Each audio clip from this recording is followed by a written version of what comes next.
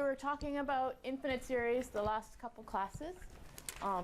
So now we're going to stick with the topic of infinite series. Our goal is to continue with infinite series. We're not going to see a lot of series today, but we're going to do some work that helps us towards working with infinite series of functions instead of just numbers.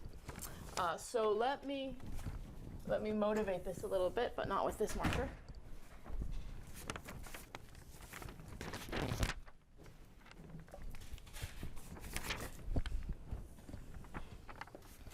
All right, so this is section 4.4, sequences and series of functions.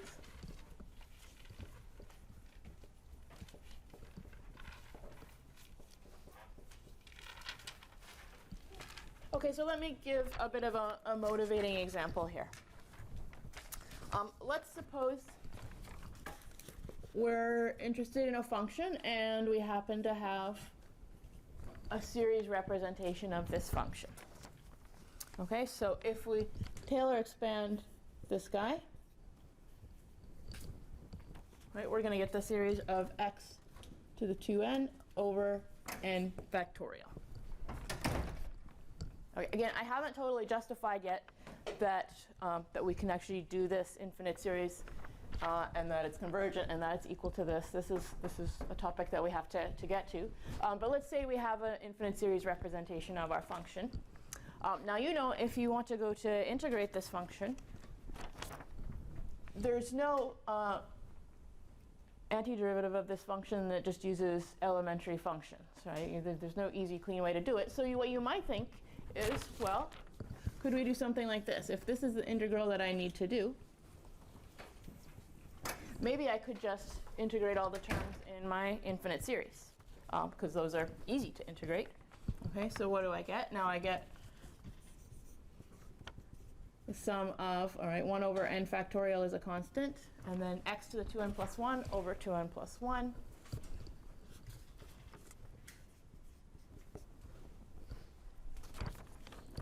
And the question is this valid? Can I really do this?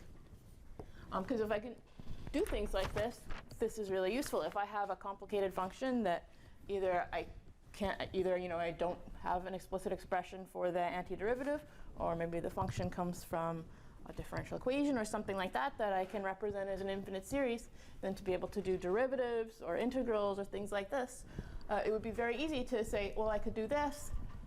If it's convergent, then I add up the first few terms, and hopefully that's a good approximation to the value of the integral.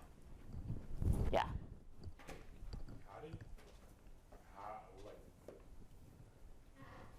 What did you do to go from the original series to so I integrated the polynomial term, right? So the antiderivative is x to the 2n plus 1 over 2n plus 1, right? So that's the 2n plus 1. And then I put in the limits. The limits matter.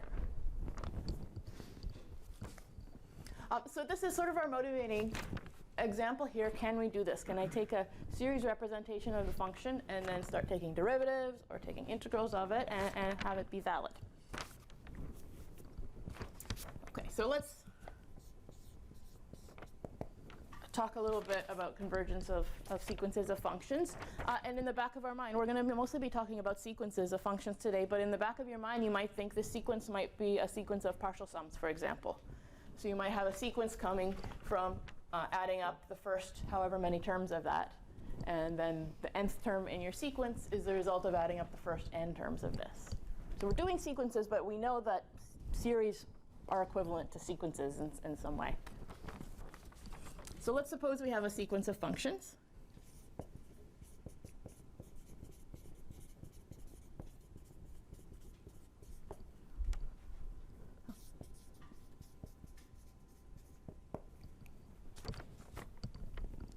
All right, so if I plug any specific value of x into this, now I just have a real number.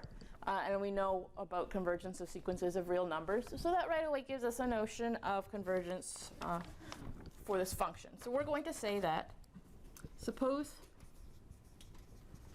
the sequence of values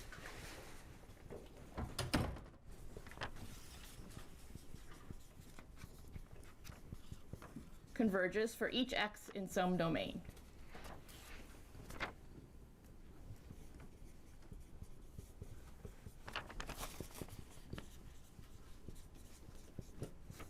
Okay, so I have a domain, I have a set S. I take any value, any point x in the set. I plug it into this sequence of functions. Now I have a sequence just of real numbers. And we know how to talk about convergence of a sequence of real numbers. So if this converges for every x in my set, we're going to say that. Okay, then we say that fn of x converges pointwise.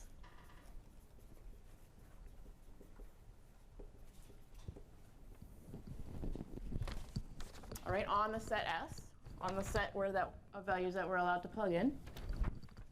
And then we can define the pointwise limit to be a function.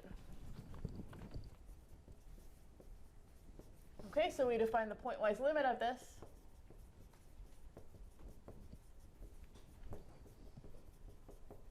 Okay, just by using what we know about limits of sequences of real numbers.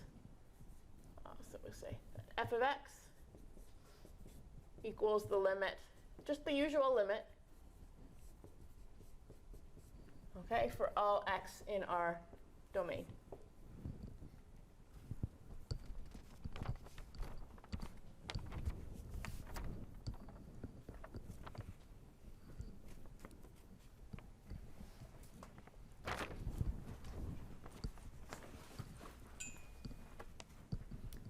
Okay, so let's take an example.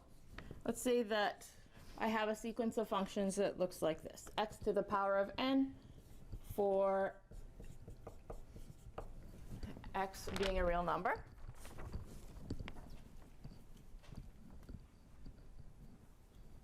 All right, and now we want to know what happens to this as n goes to infinity. So we have this sequence of monomials, and we want to know what happens as this power gets higher and higher. So if we take limits,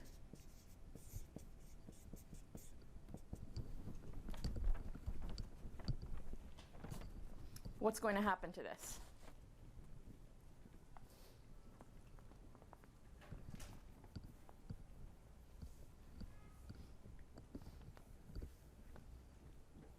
Yeah. Depends on x, doesn't it? Right, so it depends on x, for sure. So we're raising something to a big power, right? If we want that to converge, we better not have something bigger than 1. So what are we going to find? If x is less than 1, then as we raise it to a higher and higher power, it gets smaller and smaller and goes to 0.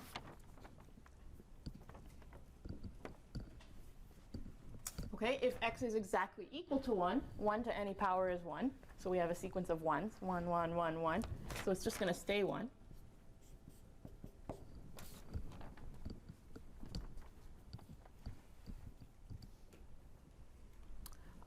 If x is bigger than 1, now we're raising it to a high power, we're going to blow up.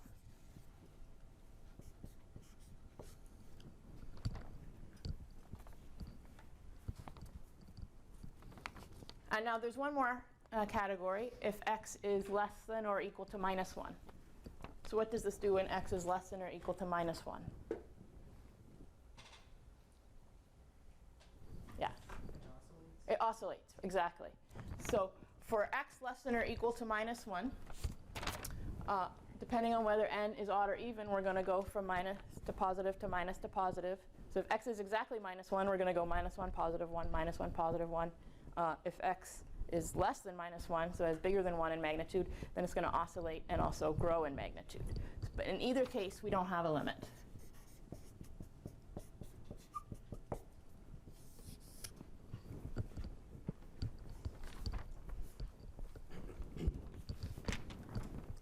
Okay, so now we can say there's only, we started off with a sequence of functions that were defined on R. We can define a limit function, but not on all of R. We can only define a limit function on this subset of R. So now we're going to define our limit function to be.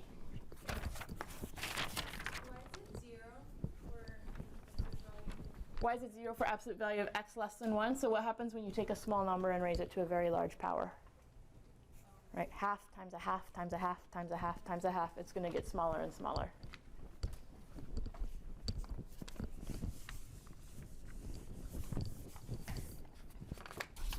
So the limit function, the pointwise limit,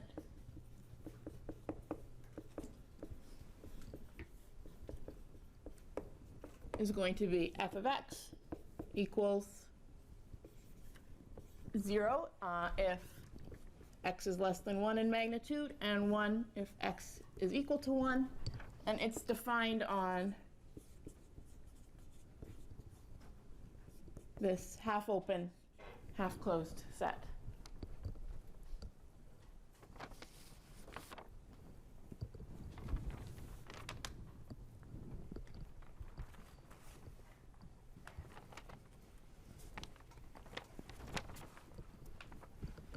So some of the questions that we're going to be asking today are, when does the limiting function share key properties with our original functions? So, first of all, we had our original sequence of functions is defined on all of R. Our limit function is not defined on all of R, right? So the domain can change. Another thing that's maybe a little bit unpleasant in many applications, these are all continuous functions. I mean, these are just monomials. They're the easiest kinds of functions I could write down. They're all continuous. The limit function is not continuous, right? So we can start with continuous functions, get a discontinuous function. That should make you a little bit nervous. If we're trying to approximate a continuous process, then we would like our limit to be continuous. And if we're thinking about taking derivatives, well, if we've lost continuity, then we may also be losing differentiability. We are losing differentiability at points we've lost continuity. So there's some shady things going on here, and we got to think carefully about them if we want to be able to play games like this and just take derivatives, take integrals, and expect things to work. So this is something that to note, right? We start with a sequence of continuous functions.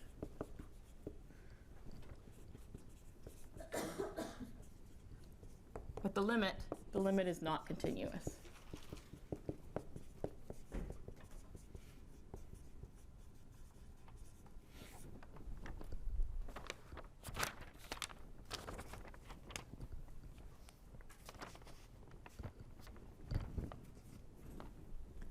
So I'm going to do a little bit more exploration with some specific examples where, again, our goal is to be able to play games like this.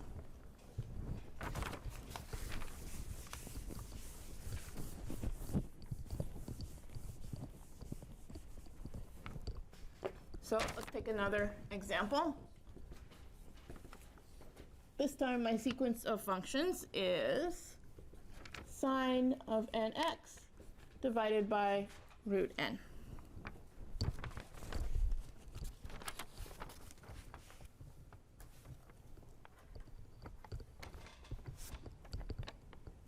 Okay, and my limit function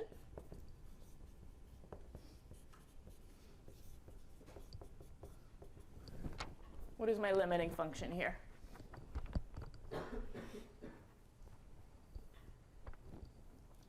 Zero, right. So, right, top stays bounded, oscillates wildly, but it stays bounded.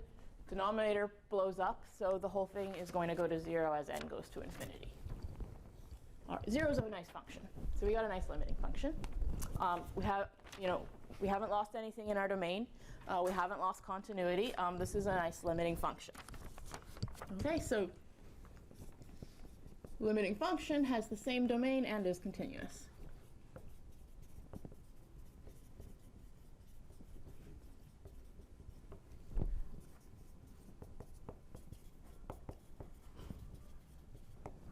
Nicest limiting function you could hope for. But let's dig in a little bit more. There are some games that we are trying to be able to play here. We would like to be able to take this sequence of functions, and in real life, the terms in the sequence are maybe easy to compute. The limiting function is hard to compute. Now we have a toy example where the limiting function is easy to compute, but this should give us some insight into what may happen on harder examples. So I said I want to be able to play games where I take derivatives or integrals of this and use that to somehow approximate derivatives or integrals of this guy. So let's see what happens when we start taking derivatives.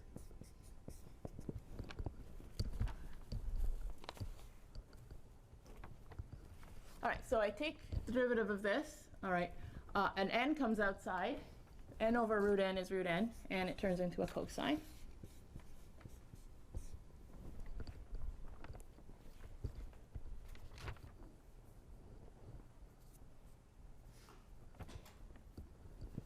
Let's just do this at a particular point. Let's do it at the origin, because things are simple and nice at the origin.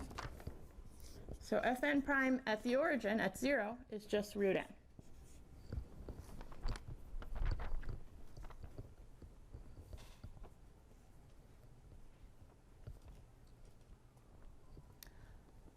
Is this a good approximation to the derivative of my limiting function? No, it's not, right? If I take this derivative of the terms of my sequence, of course, this is going to blow up. And this is very certainly not equal to the derivative of the 0 function.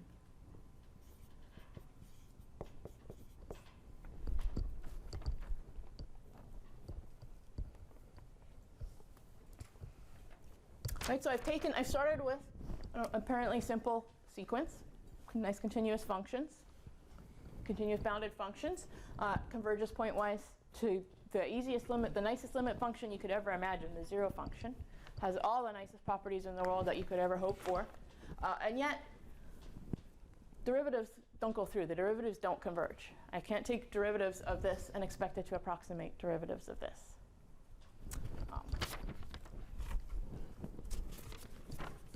Right, so what's going on in here? Somehow, although this is getting closer and closer to 0,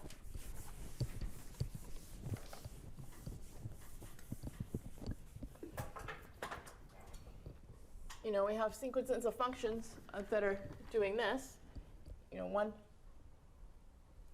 they might be getting closer and closer to 0, but they're doing it with these oscillations. And as we let n get bigger, these oscillations are getting faster. So as I let n get bigger, yes, the amplitude is going down and going to 0, but these oscillations are getting faster. And that means that the derivative is going crazy. So even though this is staying very close to 0, it's oscillating really, really, really quickly, and we're losing derivative information. So somehow, if we want to be able to play this game of using sequences of functions to approximate the limit or derivatives of those to approximate the limiting derivative, we have to disallow this kind of behavior. We can't have sequences that are somehow allowed to have these wild oscillations in them. Okay, so file that in the back of your mind. I'm going to do one more example. I said we want to maybe do derivatives, we want to maybe do integrals. So let's do an integral example. All right, so my integral example, I'm going to take this sequence. Right, n squared times x in just a very small window. I'll plot this function once I've defined it.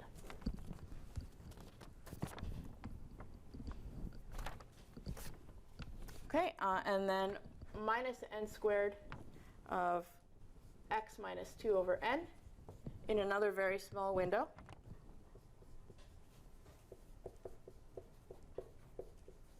And 0 everywhere else. Let's say 0 from 2 over n to 1.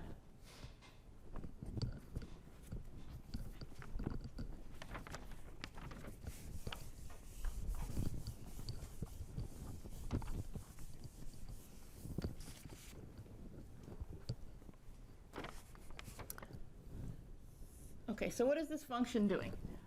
It's doing something interesting from 0 to 1 over n, and then again from 1 over n to 2 over n. The function is linear here in these little regions, right? So it's a straight line. It's going from, well, at x equals 0, it's 0, and at x equals 1 over n, it's going to be n. Okay, so we're going from here to here. Okay, and then in the next little window, it's again linear. All right, it's going to start way up there at n. And then by the time we get to 2 over n, it's back down to 0. So this is a little hat function. And then after that, it just stays 0.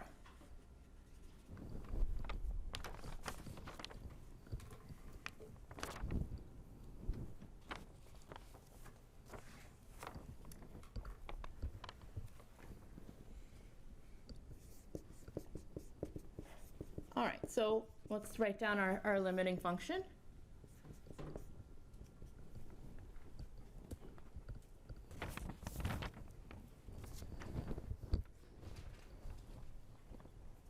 So what's the limiting function for this guy?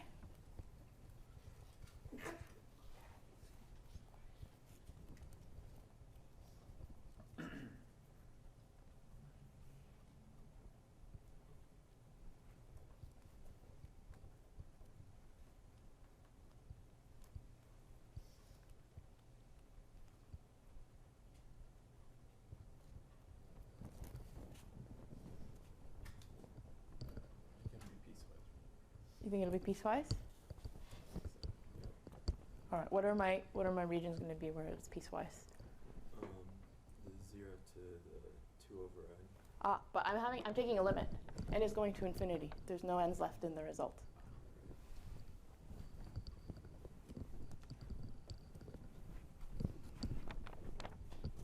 Let's see. What's the limiting function equal to when x equals 0? What's that? Would it just be 0? Exactly. So at x equals 0, this thing is always 0, right? So the pointwise limit of a bunch of zeros is 0. Now, if I decide to look at any other x, wherever it is, eventually, when n is big enough, this little triangle is going to be very tall, but it's going to be very narrow. It's going to be squished in here. And then, once again, we're down to just a sequence of zeros. Right? So because this triangle is getting narrower and narrower and narrower, whatever x you pick out here, eventually the triangle will be squished to the side of that. And we're back to just zeros. So indeed, although this is an unusual sequence of functions, it does limit to 0. OK, so again, we have a nice limiting function. And if you take the derivative here, the derivative of this will also be 0. So we don't have the same derivative issue that we had before. Let's do integrals, though. So what is the integral of fn?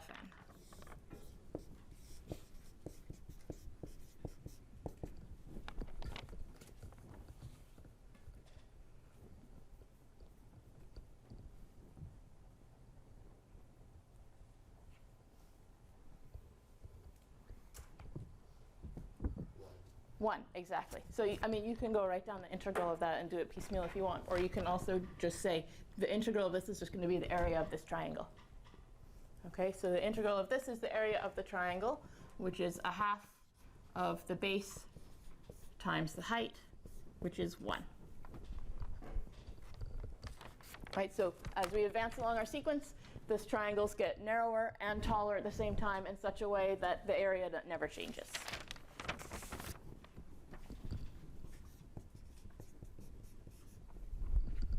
What's the integral of my limiting function? 0. So this is an example where, all right, again, we started with a sequence of continuous functions. We got a continuous limit, the nicest, simplest limit that you could hope for. The derivatives actually somewhat behave themselves this time. But this time, the integral doesn't behave itself. We have the sequence. It's easy to integrate the terms, but they don't approximate the integral of the thing we actually care about at the end of the day. So, you know, our motivation at the beginning was, let's say we have a tricky function. We may not know how to integrate it. We may not know how to differentiate it exactly. Let's use an infinite series, easy to integrate, and then add up the first few terms of that, and hopefully that's a good approximation. We know, I hope you're convinced by now, that we have to be careful if we want to play that game. You know, we can't just throw anything into it. You know, if we have wild oscillations showing up in our function, that can break things, even if we converge to a nice limit. If we have these funny tall, narrow peaks that go away in the limit, that can still break things that we're really trying to do. So let's try to think about what do we do? You know, do we give up? And one option is to give up, but maybe we can try to dig into this a little bit and ask what's breaking things here, and what requirements could we have, hopefully relatively simple requirements that would fix things. You can sort of see in these examples there's something pathological going on in these examples, either these infinitely tall triangles or these infinitely fast oscillations popping up. We've got to figure out how to exclude these somehow.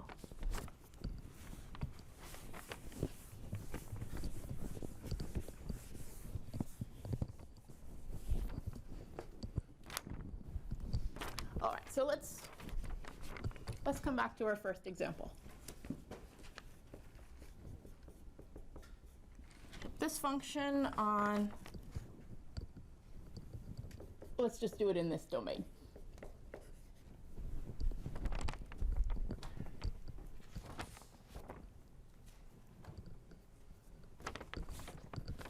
And our limit function, we said, was going to be 0, except when x is equal to 1.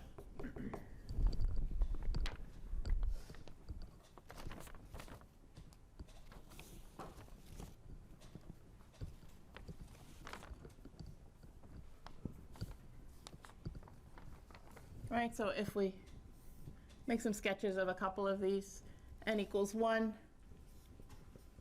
we just get a linear function. N equals 2, we get some kind of nice quadratic function.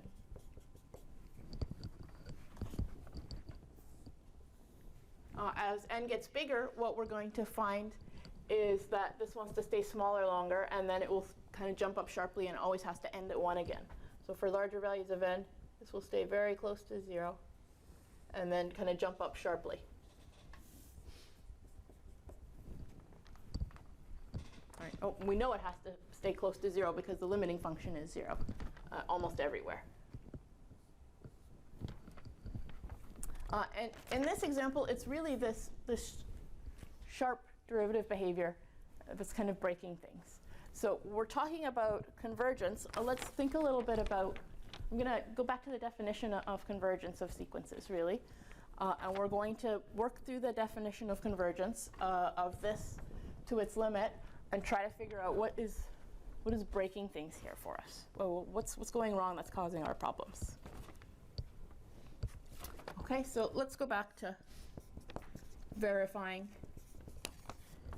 convergence of Fn to F.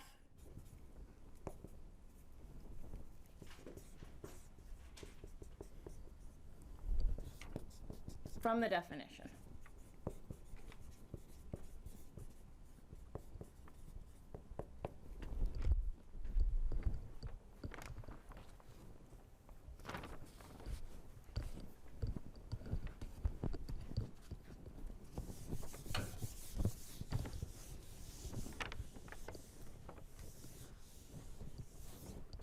Okay, I'm not worried really about what happens at x equals 1. At x equals 1, this is always equal to 1. So it's a sequence of 1, 1, 1, 1, 1. Of course, it converges to 1. So that's not the part that's hard. Similarly, x equals 0, it's a sequence of 0, 0, 0, 0. That obviously converges to 0. What we need to think about is the points in between. So let's do one of these examples that we've done many times before. We're going back to the definitions of limits, so we need an epsilon.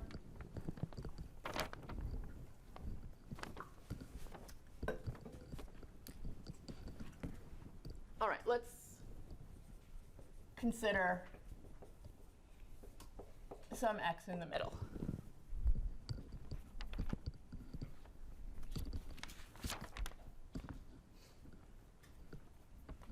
And now we're going to do the usual thing that we do with limits. We write down fn of x minus f of x, which is just x to the n.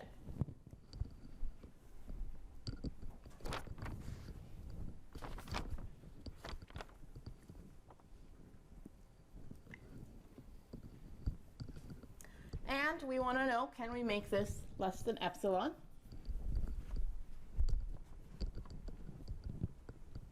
Well, we can do this if n is big enough. Okay, so if n is bigger than, I guess, log of epsilon divided by log of x, then we can do this.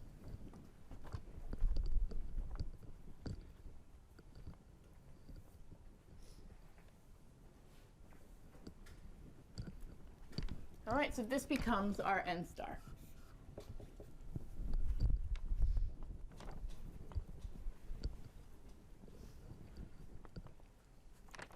So right now I've fixed epsilon. Epsilon is just whatever tolerance you decided you wanted it to be. I don't care. And now we want to know for this fixed epsilon, what size n star do I need to work with here? And the answer is going to be, it depends.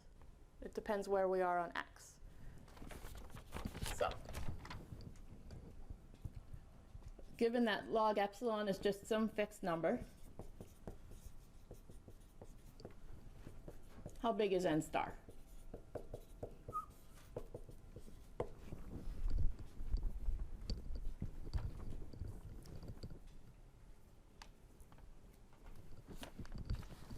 Right, well, let's look at what this guy does. So this guy is negative, all right? And if epsilon is small, this guy is negative. So what we have to think about is what's really the magnitude of this guy. So if x is close to 0,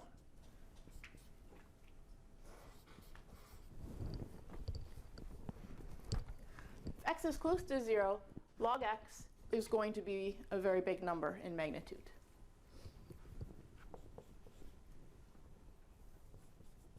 If this is true, then log x is very big.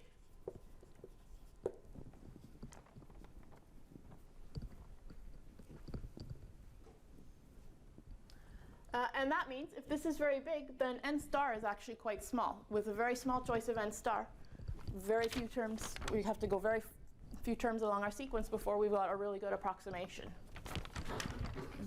So this means that indeed fn of x will already be pretty close for small values of n star. That probably drives with this picture here, that if x is pretty close to 0, then this second approximation is also pretty close to 0, which is the limiting function.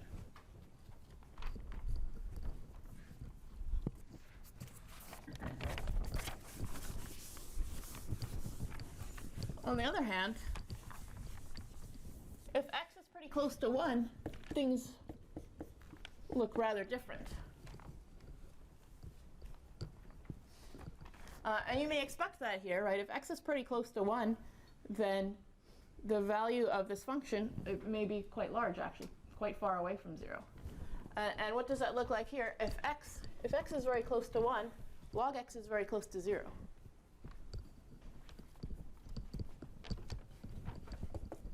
So if log of x is pretty close to 0, then what kind of n star do we have? We have n star being this number, whatever it is, it's fixed, divided by something that's very close to 0. It means n star is big. N star could be arbitrarily big. The closer and closer we get to 1, the closer this gets to just blowing up to infinity.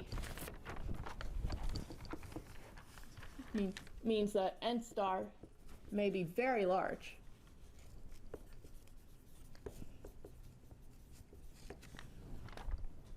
Not only very large, not to say that once we finally get to n star equals a googolplex, we're good for all values of x. That's not good enough either, because we can keep letting x get closer and closer to 1, and eventually this n star won't work either. We'll need an even bigger n star. In fact, there's no choice of n star, no matter how big we go, that's going to do a good job for all points x. Right? Give me your biggest n star you can think of. I'll say, let's just take x closer to 1, and I'm going to break your n star. It's not going to work anymore, because at some point, this function is going to jump up to, say, a half, and a half is not very close to 0. Right? So indeed, as x approaches 1, the n star that we need goes to infinity. There's no n star that's going to work for all x. We just keep needing bigger and bigger and bigger n stars.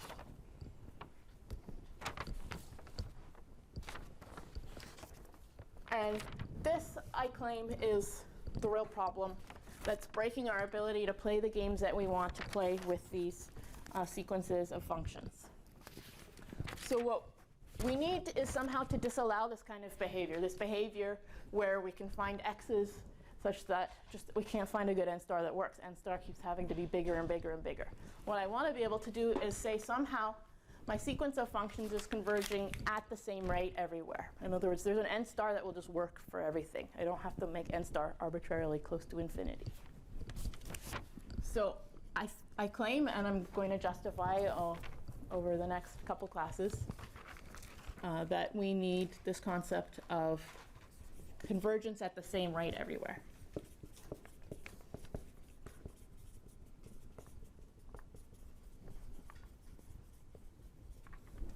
So convergence, this is not a precise term, but it's a bit hand wavy, but I'll use it. Convergence at the same rate for all x.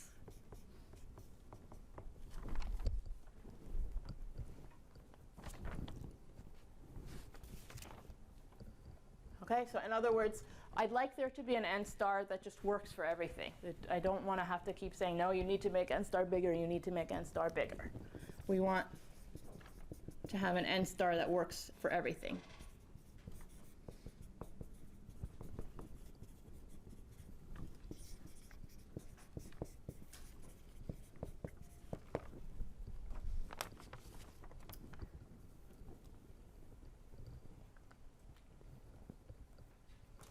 This concept is called uniform convergence. So I'm going to write down the definition, essentially the usual definition of convergence of a sequence. I'm going to make one very minor change to it. I'm going to change the order of two things that appear in the definition. And that's going to take us from pointwise convergence that allows things like this to happen to this nice notion of uniform convergence, convergence at the same rate everywhere, that we'll see is going to allow us to play the kinds of games of function approximation that we'd like to be able to do.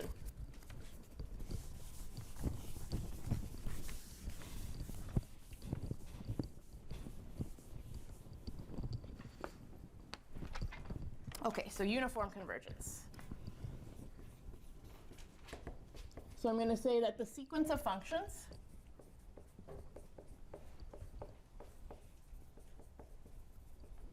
fn of x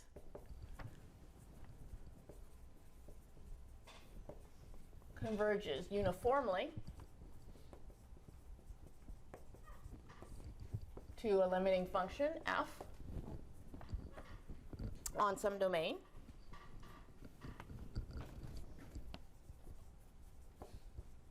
on a domain S if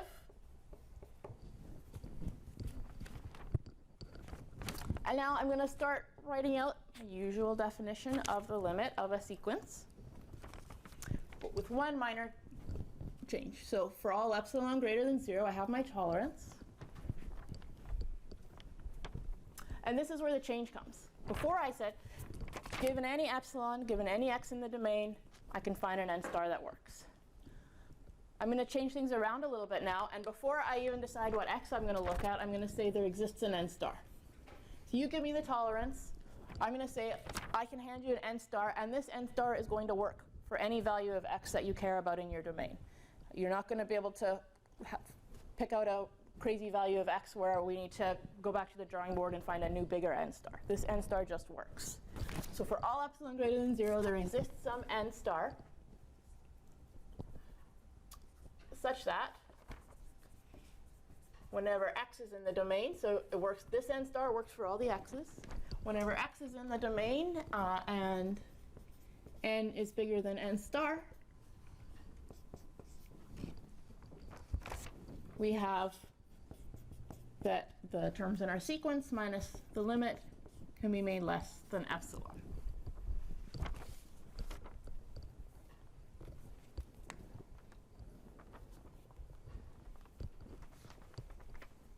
Okay, and again, the key change here that I made was that I changed the order of this and this. It's a small change, but it's a small change that has important implications.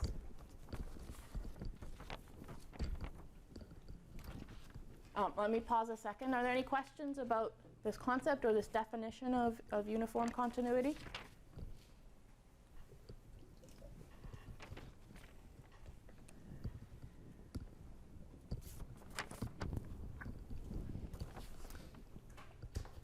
So let's take a couple examples where we show uniform convergence. All right, so let's start with this guy again, but I'm going to make one important little change. We saw before that bad things happened as we let x get close to 1. I'm going to change the domain here. So my domain now is going to be from 0 to t, okay, for some t that's less than 1. So I'm truncating my domain before we run into the point 1.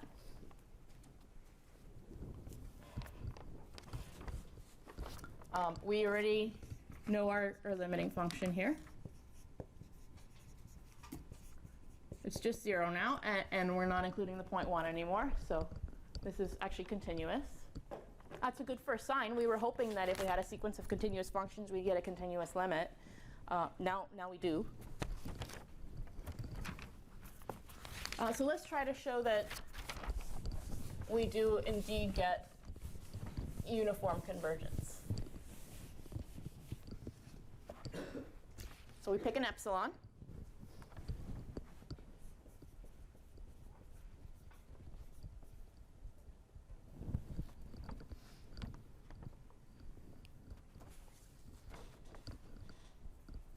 Okay, and now what are we going to do? We're going to write down our fn of x minus our limiting function, which is still x to the n. And now what I'm hoping for is to come up with an n star that does not depend on x. That's what we really need here in order to get uniform convergence. N star, and we write down n star first before we even talk about what x we have. So I need the x to go away here. All right, so how can the x go away? Well, I know that x is no bigger than t. So I can write this. Now, if t was allowed to equal 1, I'd be in trouble because this would equal 1, and I can't make 1 less than any epsilon. But t is not 1, t is less than 1. So now I'm in business to be able to say I can make this less than epsilon, as long as we get the same kind of form that we had before, but now instead of a log of x in the denominator, we have a log of t.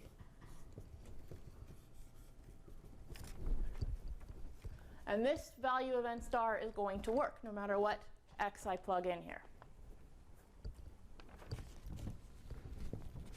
So this is the key thing here. N star does not depend on x. And therefore we can conclude, actually, yes, we have uniform convergence. Convergence somehow at the same rate everywhere.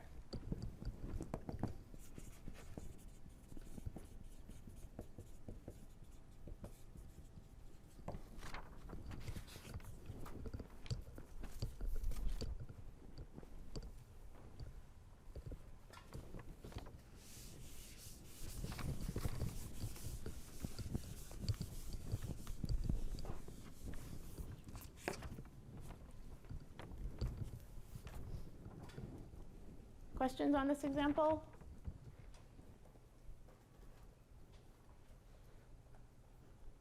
Right. It's not really different than other limit examples that we've done before. The one extra detail here is that we need to make sure we don't have any x's showing up here in our n star. All right, let me take a slightly more complicated example. Fn of x equals x to the n times e to the minus nx. And I'm going to take this on the domain 0 to infinity.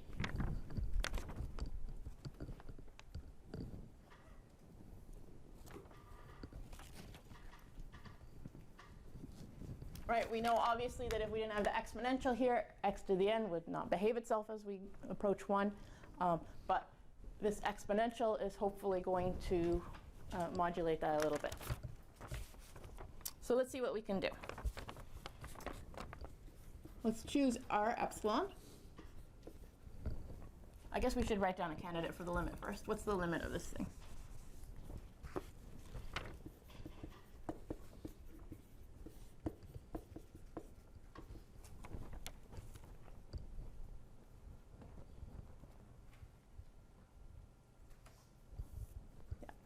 Zero, yeah. So if x is positive, then as n gets larger and larger, this exponential goes to 0.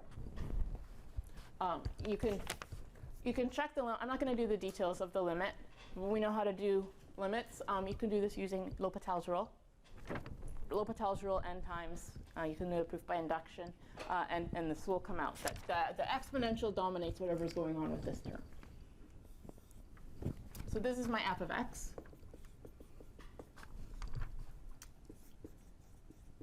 So let's choose our epsilon, write down the difference between these two things.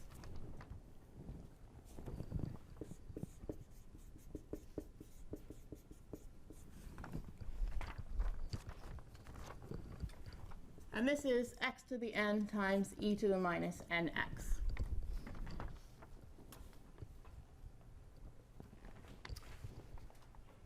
Now we have to get rid of the x's, right? We want to make this less than epsilon, but we can't have epsilon depending on x. We have to get rid of the x's.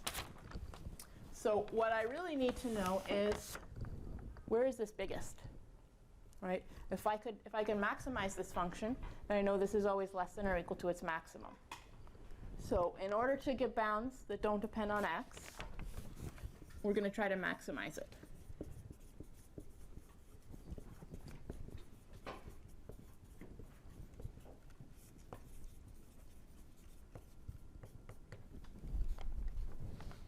So what are some good candidates for the maximizer of this thing?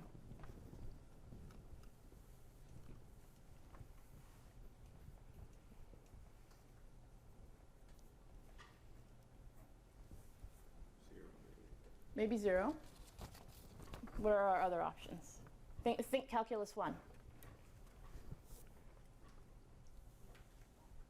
How do you find the maximum of a function?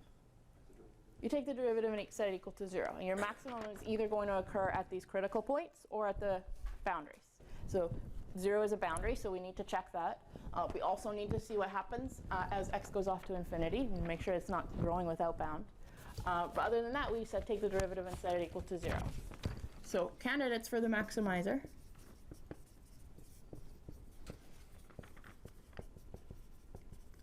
are going to be x equals 0, x going off to infinity, or points where the derivative is 0.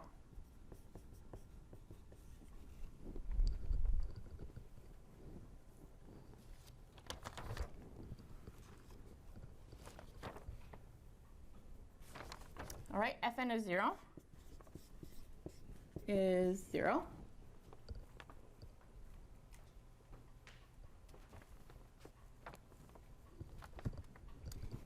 The limit as x goes to infinity of this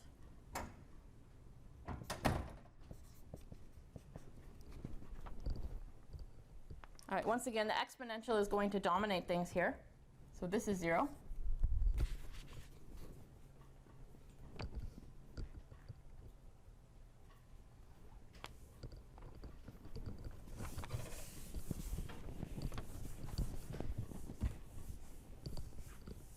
And finally, we need to check points where the derivative vanishes. So fn prime is going to be nx to the n minus 1 times e to the minus nx minus nx to the n e to the minus nx.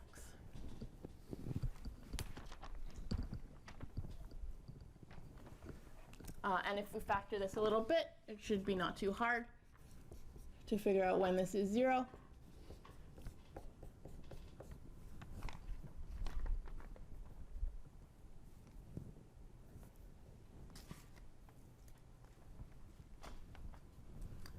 This is going to be 0 if x equals 0 or 1.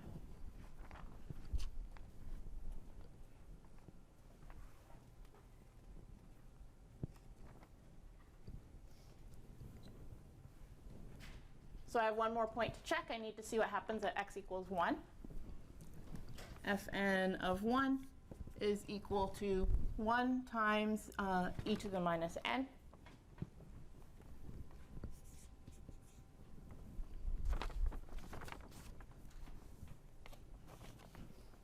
So my only candidates for the maximum value are 0, 0, or e to the minus n. And this last guy is our winner here. Okay, so if I come back to what I'm trying to do here, trying to look at this difference, we now know that no matter where we are in our domain from 0 to infinity, this value is never going to exceed e to the minus n. So we have that fn of x minus f of x as less than or equal to the maximum of x to the n e to the minus nx, which we now know is e to the minus n.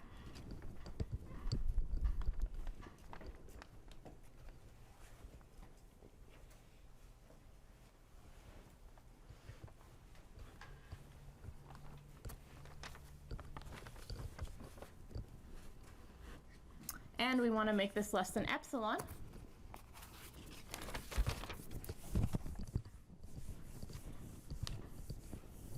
And this we can do if we take the log of both sides the way we normally would. And this is going to work as long as n is bigger than minus log of epsilon.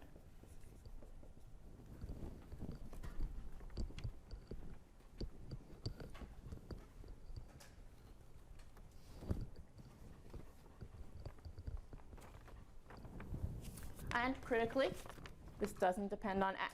This n star will, even though we have an unbounded domain, this n star will work everywhere in our unbounded domain.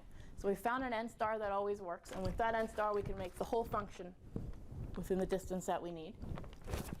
So since n star does not depend on x, we can say therefore that the convergence is uniform.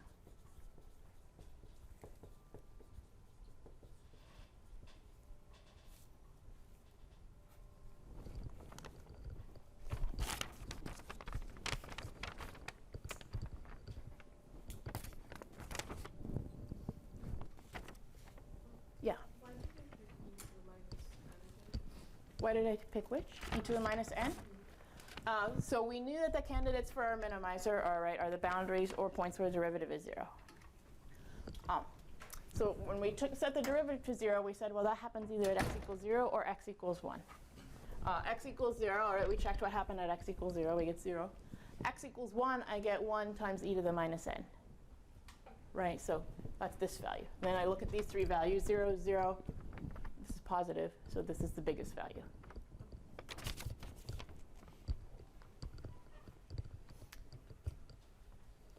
Any other questions on this example or this concept? All right, then of course our next question is, how do we show that in general that a function converges uniformly? These examples, we had a limit function to work with.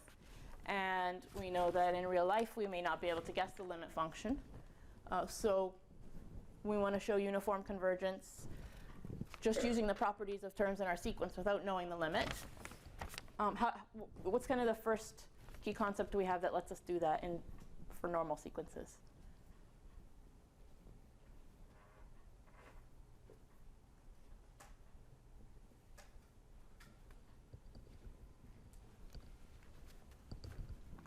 Right, do you remember what's a key concept that lets us prove a sequence converges without having to guess the limit?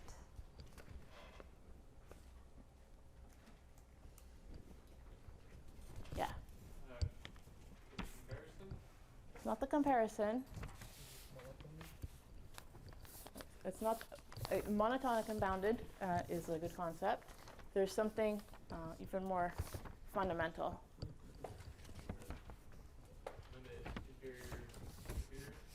There's something even more fundamental. So we had this concept of the Cauchy sequence, which we said was completely equivalent to convergence, doesn't make us guess at any limits, doesn't make us guess at any values of any kind of behavior that this does in the limit. It just lets us play with the individual terms. So we can modify the definition of the Cauchy criterion and let it handle uniform convergence, right? So just like defining uniform convergence only took a very minor change to the usual definition of convergence, we can do the same thing with the Cauchy condition. We make a minor change to it, and we've got a Cauchy criterion for uniform convergence.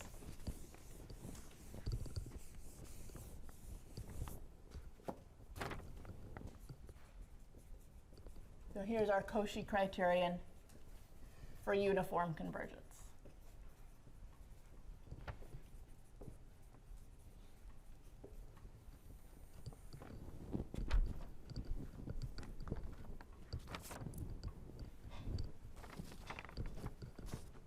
Okay, so let's suppose that Fn is a sequence of functions.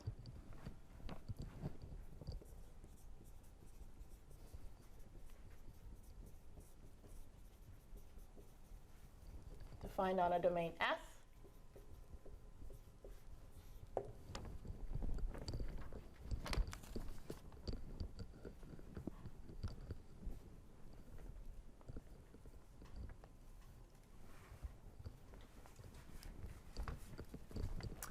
Then uniform convergence is equivalent to this condition. So Fn of x converges uniformly if and only if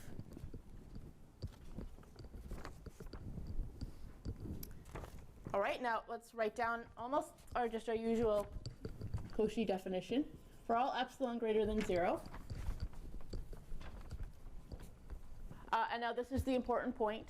We pick our n star before we start worrying about what x is going to get plugged in here. The same n star has to work for everything. So if for all epsilon greater than 0, there exists some n star such that whenever x belongs to S and n and m are bigger than n star, we have that Fn of x minus Fm of x are less than epsilon.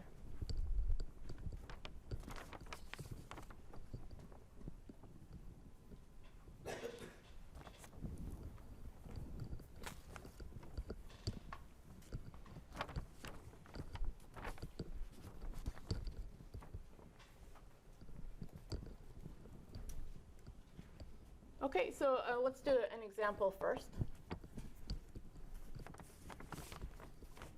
Let's let Fn of x be equal to x divided by x plus n on the domain 0 to t for some t greater than 0. Okay, so some bounded domain.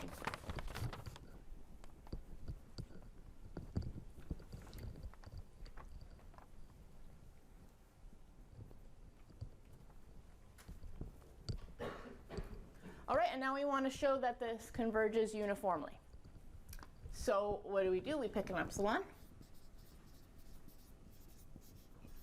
And then we need to write down the difference of these two different functions at different points in our sequence.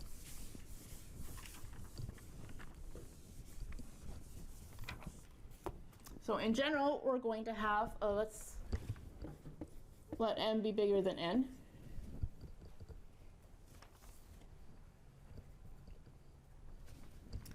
We're going to have that Fn of x minus Fm of x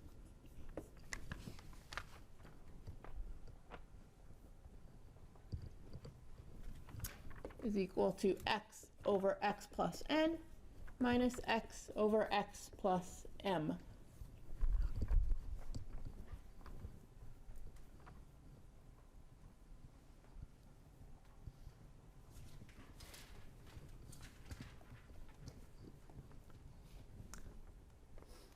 Okay, so we want to simplify. We should probably put this all over a common denominator.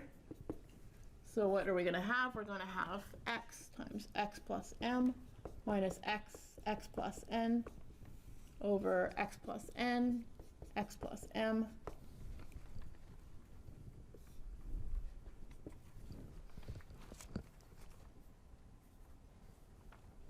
All right, x squareds go away. I have an mx minus an nx.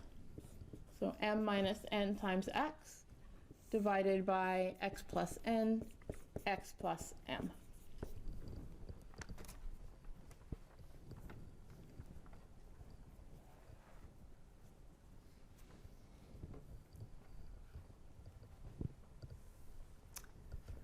Now we know whenever we're doing these examples, these problems that involve showing something is a Cauchy sequence. And right now we're trying to show it's uniformly Cauchy. We don't like having both m and n floating around. So it's always nice to try to drop one of those. So one of the easiest ways to drop it right now is to say, well, m minus n is certainly less than or equal to m.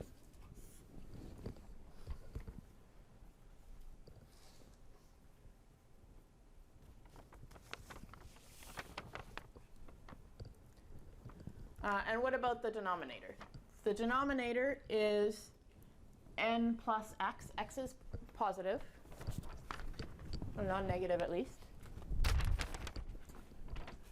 So this is going to be bigger than or equal to n. This is going to be bigger than or equal to m. Since they're in the denominator, the sign flips.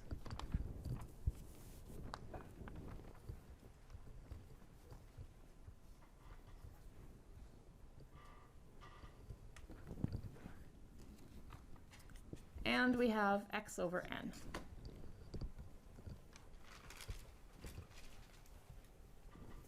So that's, I mean, there's two main simplifications that have to happen with uniform Cauchy convergence. We have to ideally not have both m's and n's floating around, so we got rid of that. Then because we're trying to do this in a uniform way, we also have to get rid of the x, because x is not allowed to appear in our definition of n star. So to find out how big x can be, I go back to my domain. Say, okay, great, I'm on a bounded domain. That's actually going to be important for this example. And we know that this is less than or equal to t over n.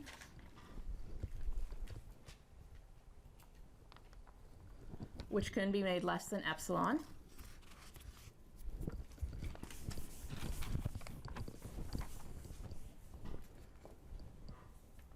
As long as n is bigger than t over epsilon.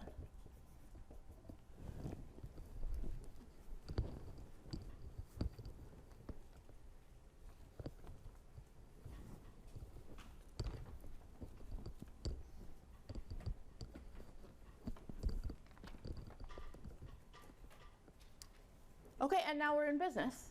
We've found an n star. It does not depend on x, such that as long as we're beyond that n star, we can compare any two terms in our sequence and have them come out to be less than epsilon. So we've been able to reproduce here the Cauchy criterion for uniform convergence. We say, great. The uniform Cauchy criterion is satisfied.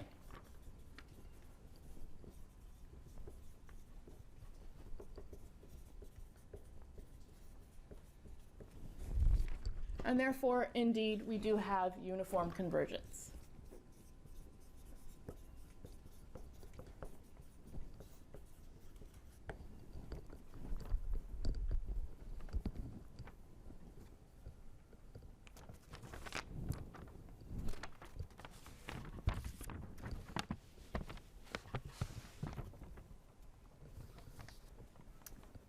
Questions on this example or this concept?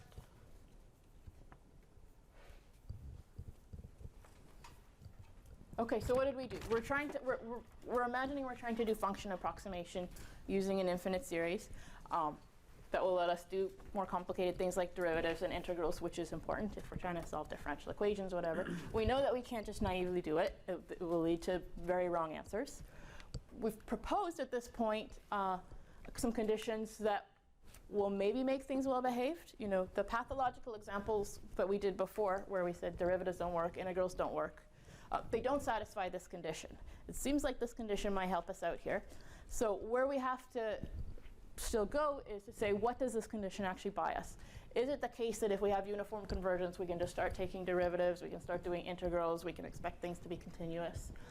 So we need to argue those, and then we also need to replace Fn with an actual partial sum. We want to go back to infinite series and come up with, in the past, we've done this with lots of different things. We have a definition of convergence, we have a Cauchy criterion, which says we don't need to guess at the limit, and then we try to come up with additional tests which are easier to apply. So we need to verify that this condition gives us what we want, and then we need to come up with some tests that are going to be easier to apply than this condition that will show us that, yes, if I write down, say, this Taylor expansion for e to the x squared, which we did first thing in class today, that, yeah, actually that converges uniformly, and we're in business. We're allowed to start integrating things. So that's where we're headed over the next couple classes to finish out the semester, is making sure we can play these games and coming up with conditions that are easy to apply that will tell us that we're allowed to play these games.